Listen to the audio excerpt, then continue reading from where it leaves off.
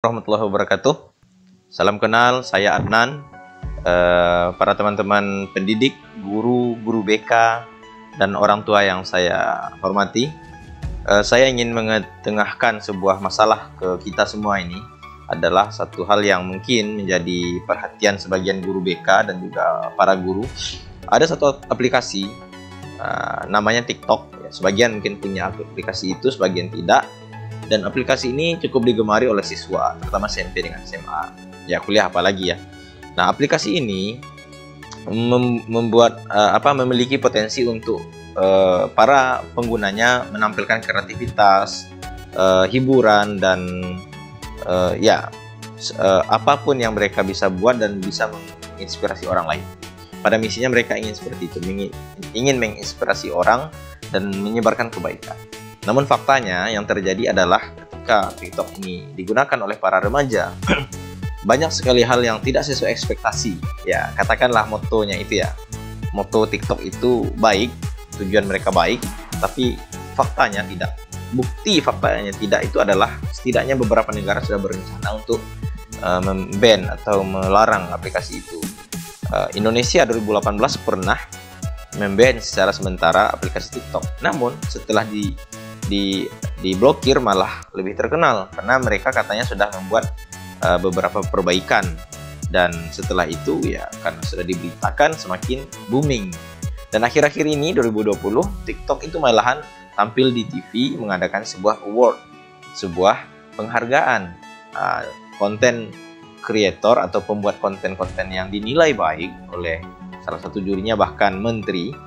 Maka mereka diekspos besar-besaran di televisi, sehingga promosi bagi TikTok, promosi bagi televisi itu, dan promosi bagi para pemenangnya.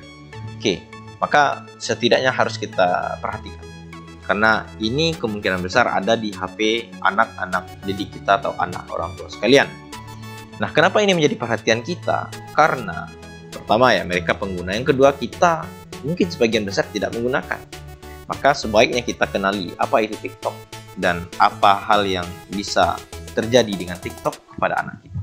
Baik, Bapak Ibu sekalian, ini saya berbicara dalam konteks kepada Bapak dan Ibu, pada guru, pada pendidik, pemerhati pendidikan, dan mungkin pemerintah.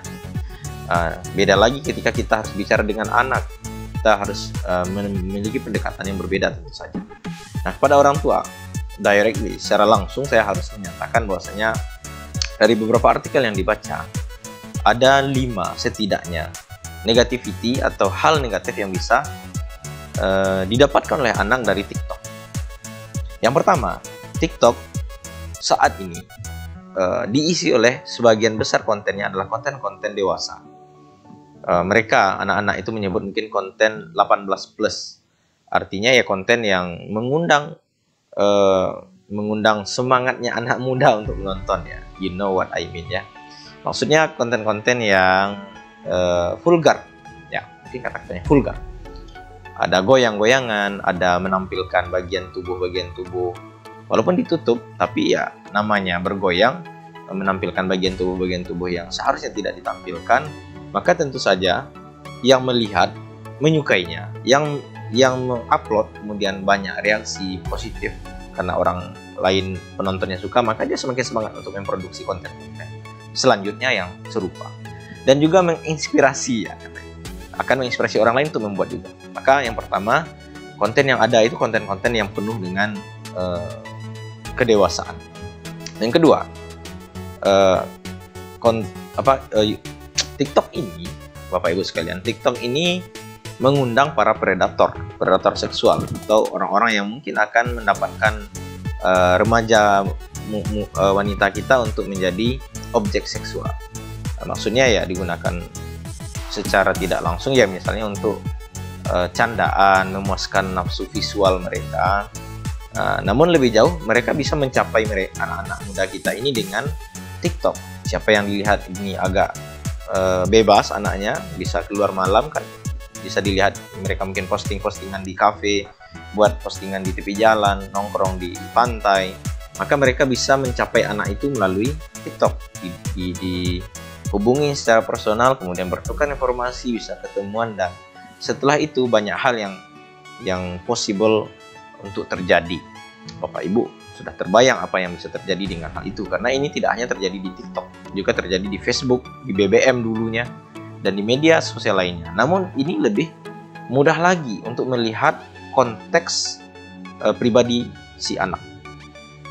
Kemudian yang ketiga,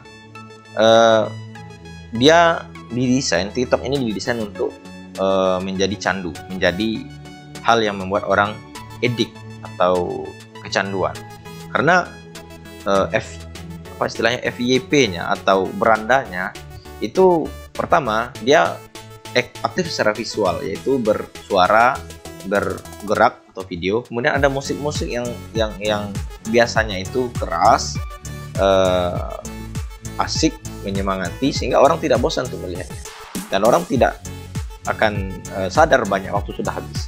Ketika mungkin 1-2 konten yang dia lihat tidak dia sukai, maka konten selanjutnya yang disukai, karena dia juga didesain untuk ditargetkan gitu. Jadi apa yang biasa dia lihat, maka itu ditargetkan atau dikategorikan bahwasanya dia suka pada yang tipe-tipe demikian, maka yang dipasok pada akun itu adalah hal-hal yang biasa dia lihat sampai habis.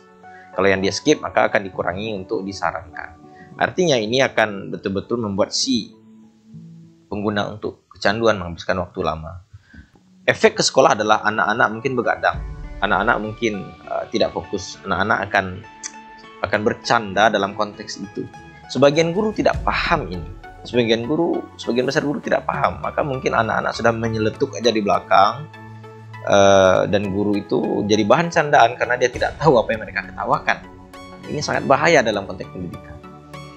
Yang selanjutnya atau yang terakhir, TikTok juga ada masalah kerahasiaan atau masalah privasi.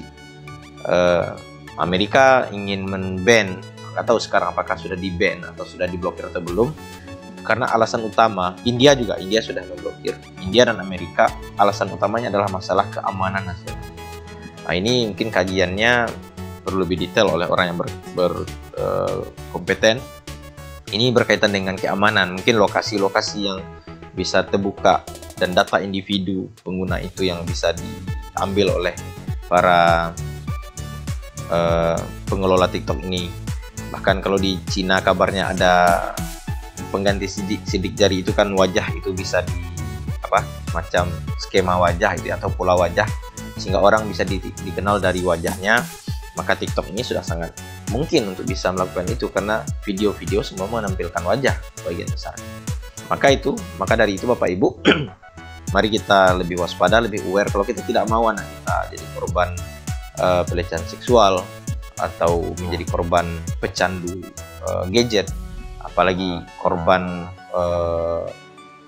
bully, karena di sini juga ada potensi bully. Ya, ada 4, 5, yang kelimanya itu ada bully. Dari 5 ini, kalau anak kita tidak ingin jadi pelaku dan korban, maka sering-seringlah komunikasi dengan anak, tanya aktivitas di media sosialnya, tanya tentang TikTok. Terima kasih, semoga bermanfaat. Wassalamualaikum warahmatullahi wabarakatuh.